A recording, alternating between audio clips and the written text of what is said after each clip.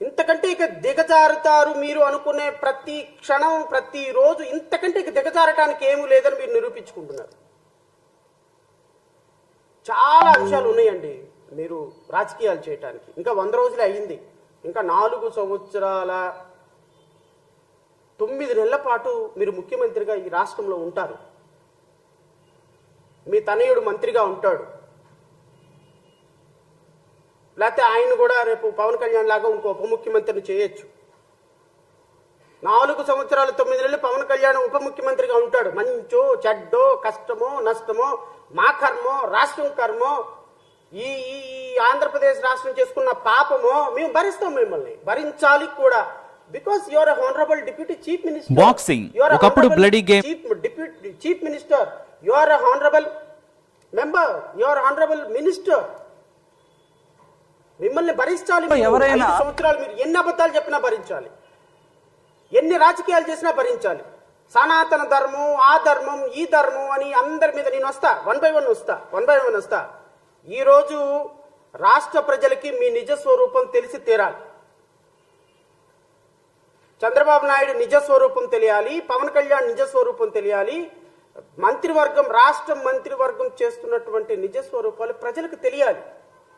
ఒక లార్డ్ వెంకటేశ్వర అని తిరుమల తిరుపతి దేవస్థానంలో ప్రపంచ కలియుగ దైవమైనటువంటి వెంకటేశ్వరుని కూడా మీరు వదలలేదు అంటే రాజకీయాలకి, ఇంకా మీరు ఏ రాజకీయాలని మీరు వదులుతారు? నేను ఇంకొక మాట చెప్పిన తర్వాత మెటీరియల్లోకి వస్తా. ఒక ముఖ్యమంత్రి హోదాలో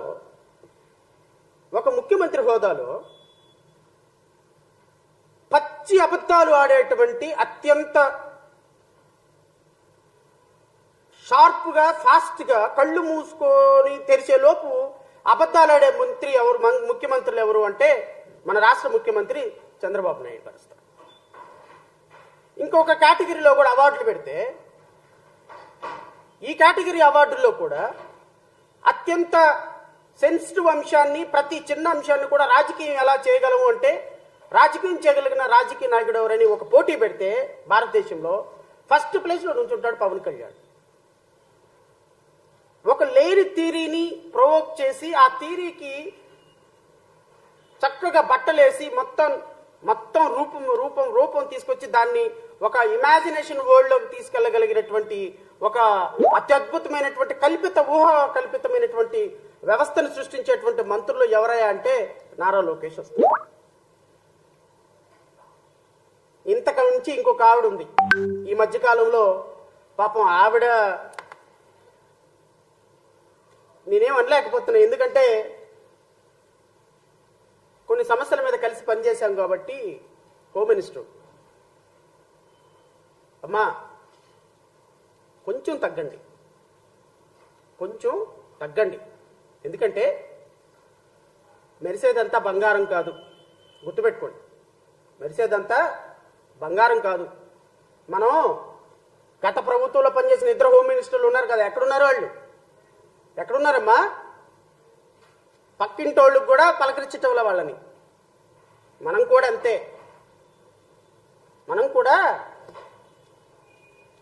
అంతే. అంతకు మించి మనం ఊరికే పావలా ఇస్తే ₹1 యాక్షన్ చేయటం వల్ల ఉపయోగం లేదు. ఈవిడ అబద్ధాలు ఎలా ఉంటాయని మీకు ఒకసారి చెప్తా. కూటమి ప్రభుత్వంలో మంత్రుల దగ్గర నుంచి ముఖ్యమంత్రి వరకు అబద్ధాలు ఆడటంలో ఎలా పిహెచ్డి చేశారో ఇది కూడా సోషల్ మీడియాలో వైరల్ అవుతుంది. ఇది కూడా నేను చెప్తాను మీకు. మీకు ఇచ్చిన పాత్రని పోషించండి సమర్థవంతంగా, అంతేగాని పావలాకి ₹1 యాక్షన్ చేయమాకండి. మీకు అంత యాక్షన్ లేదు. మీరు హోమ్ మినిస్టర్ అయితే అయ్యి ఉండొచ్చేమో. మా మీద కేసులు పెట్టొచ్చు. ఎవడు భయపడేవాడు ఎవ్వడు లేడు ఇక్కడ. మీ వడతూపులకి ఎవ్వడు చింతకాయలు రాలో, గుర్తుపెట్టుకోండి. ఈ క్షణానికి ఎన్నికలు జరిగితే మీ కూటమి ప్రభుత్వానికి 25 సీట్లు కూడా రావు. 100 రోజుల పరిపాలనలో మీరు సాధించిన ఘనత అది. మీరు 100 రోజుల పరిపాలనలో మీరు సాధించిన ఘనత ఎంత అంటే ఈ రోజు ఎలక్షన్లు పెడితే 25 సీట్లు కూడా రావు మీకు. మీ అదృష్టం, ప్రజల దురదృష్టం. నువ్వు ఒక హోమ్ మినిస్టర్, ఆయన ఒక ఉప ముఖ్యమంత్రి, ఇంకో ఆయన మంత్రి, ఇంకో ఆయన ముఖ్యమంత్రి అయిపోయినారు. We're not denying it. ప్రజల అధికారం ఇచ్చారు, చేయండి. కానీ అబద్ధాలు ఆడద్దు ప్రజా పరిపాలనలో. కులాన్ని టార్గెట్ చేయొద్దు. క్రిస్టియన్స్ని, ఎస్సీలని, ఎస్టీలని, ముస్లిమ్స్ని ఒక సెకండ్ గ్రేడ్, థర్డ్ గ్రేడ్ పీపుల్గా, వాళ్ళని ఒక చరిత్రహీనులుగా సృష్టించొద్దు దయచేసి. మేము కూడా మనుషులమే, వీఆర్ ఆల్సో హ్యూమన్ బీయింగ్స్. ఈరోజు మీరు మా హోమ్ మినిస్టర్ అయ్యారు కదా అని మీరు క్రిస్టియన్స్ని, లేకపోతే జీసస్ని అభిమానించే వాళ్ళని, లేకపోతే చర్చికి వెళ్ళే వాళ్ళని అవమానించొద్దు. హిందువులు హిందువులుగా ఉండం, క్రిస్టియన్స్గా ఉంటారు, ముస్లిమ్స్గా ఉంటారు. వీళ్ళందరూ కూడా ఈ భారతదేశంలో సెక్యులర్ కంట్రీలో భారతీయులుగా ఉంటారు. ఎందుకంటే డాక్టర్ బాబాసాహెబ్ అంబేద్కర్ ఎస్సీలకో రాజ్యాంగం, ఎస్టీలకో రాజ్యాంగం, ముస్లిమ్స్కో రాజ్యాంగం, హిందువులకో రాజ్యాంగం రాయలేదమ్మా. Article 25, article 26, article 27, article 31, article 14, article 19, article 16 అందరికీ ఒకటే. ఇప్పుడు మీరు హోమ్ మినిస్టర్ అయ్యేటప్పటికి మీ కులం మర్చిపోయినారు, హోమ్ మినిస్టర్ అయ్యేటప్పటికి మీ దేవుడిని మర్చిపోయినారు, హోమ్ మినిస్టర్ అయ్యేటప్పటికి మీకు షార్ట్ టర్మ్ మెమరీ వచ్చి మీకు మీరుగా అన్ని మర్చిపోయినారు. మర్చిపోయి ఏదేదో పేలుతున్నారు.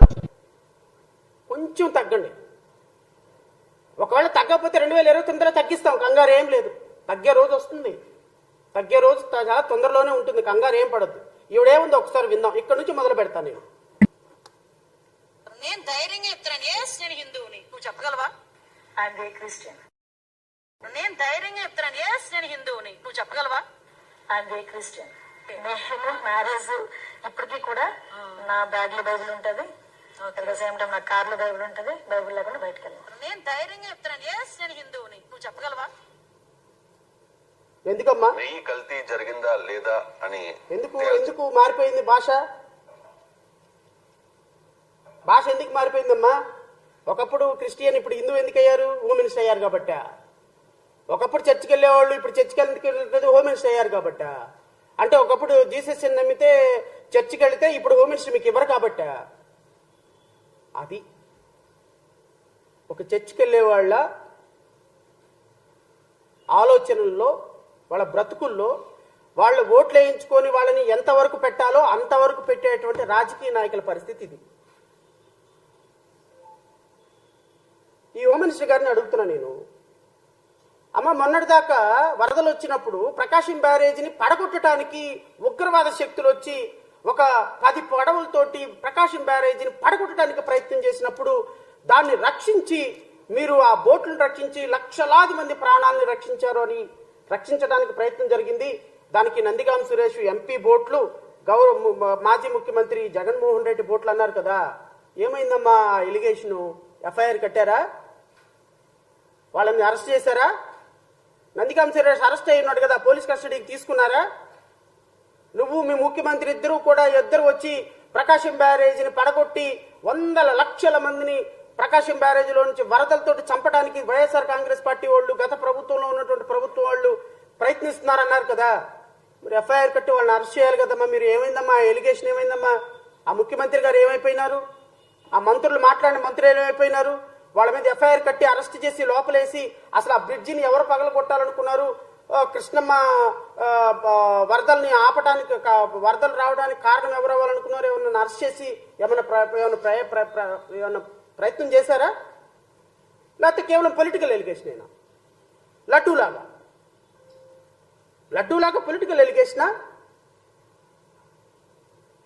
పరమ పవిత్రమైన నదిని కూడా మీరు వదలలేదు రాజకీయాలకి.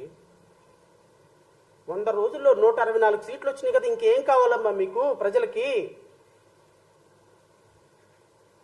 164 సీట్లతోటి మీకు అధికారం ఇస్తే కృష్ణమ్మను వదలటంలా, దుర్గమ్మను వదలటంలా, పైన ఉన్నటువంటి వెంకటేశ్వర స్వామిని వదలటంలా, మీ అబద్ధాలతోటి దేవుళ్ళను వదలటంలా, నదులను వదలటంలా, ప్రకృతిని వదలటంలా,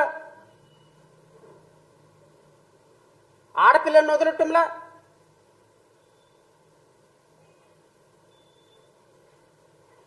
ఎవరో ఒక అమ్మాయిని తీసుకొచ్చి ఆ అమ్మాయి నా మీద తప్పుడు కేసు పెట్టారనగానే మీకు మీరే జడ్జిలు, మీకు మీరే కోర్టులు. ఎవడైతే కేసు పెట్టాడో విద్యాసాగర్ అనే వాడిని తీసుకొచ్చి లోపలేస్తారా? కేసు పెట్టిన లోపలేసే చరిత్ర ఈ దేశంలో ఎక్కడైనా ఉందా? ఆ కేసు ముందు ఫాల్స్ చేయాలి, దాన్ని కోర్టు ముందు ప్రయోగించాలి. ఆ కోర్టు ఇది ఫాల్స్ పెట్టే ప్రైవేట్ కంపెనీ కేసు పెట్టినటువంటి వ్యక్తి మీద లీగల్ గా ప్రొసీడ్ అవ్వాలని పర్మిషన్ ఇవ్వాలి. ఆ పర్మిషన్ తీసుకొని ఆ లేడీ ఎవరైతే ముంబై హీరోయిన్ ఉందో ఆమె కోర్టులో కేసు వేయాలి. ఆ కోర్టులో కేసు పెట్టినోడికి ప్రాసిక్యూషన్ పర్మిషన్ కోర్టు ఇవ్వాలి, మాలిసియస్ ప్రాసిక్యూషన్ అని. ఆ మాలిసియస్ ప్రాసిక్యూషన్ కింద కోర్టు పర్మిషన్ తీసుకుని సివిల్ సూట్ వేసుకుని ఆమె పర్మిషన్ తీసుకుంటే విద్యాసాగర్ని అరెస్ట్ చేసే పరిస్థితిలో ఉన్నప్పుడు అలాంటి చట్టాన్నంతా బైపాస్ చేసి మీ ఇష్టం వచ్చినట్టు కేసు పెట్టగానే ఆ కేసు పెట్టిన తీసుకొచ్చి లోపలేసి కూర్చోబెట్టారే. అంటే ఆడపిల్లల్ని రాజకీయాలకు వదలటంలా, కృష్ణమ్మ తల్లిని రాజకీయాలకు వదలటంలా, వెంకటేశ్వరుని రాజకీయాలకు వదలటంలా,